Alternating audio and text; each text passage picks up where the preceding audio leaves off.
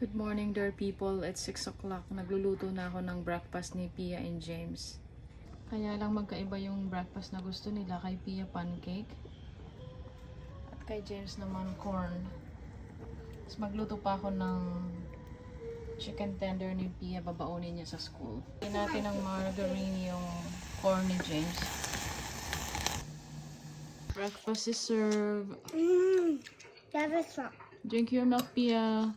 Meron tayo ditong breast chicken. Ihiwain ko into strips at ibabao ni Pia.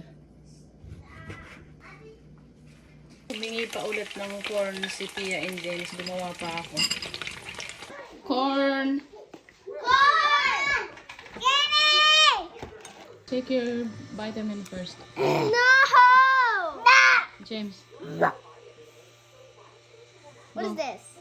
Profan. Go. Good boy and good girl. Yummy. That's good. It's good. Good boy. Kumain na rin ako ng pancake at nagko-coffee habang nagpiprito. Pusin ko tong pagpiprito tapos ire-ready ko na yung pagkain ni Pia. Kulang pa ako sa tulog kaya mag-take ako ng iron.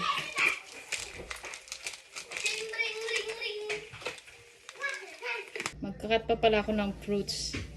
Thank you Ubra Kultura sa magandang cutting board.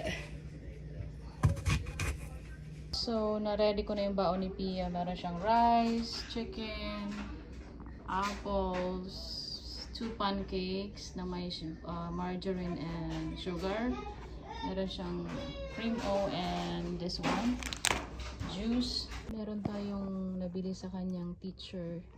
Pasalubong binili namin sa Kultura. Mura lang naman to.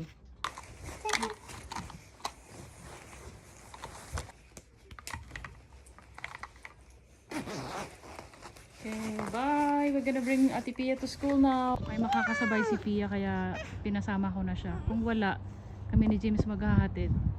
James, why? You wanna bring Pia? Okay. Gusto niyang ihatid si Pia. You're crying? You're gonna miss Pia? Ando na sila, oh.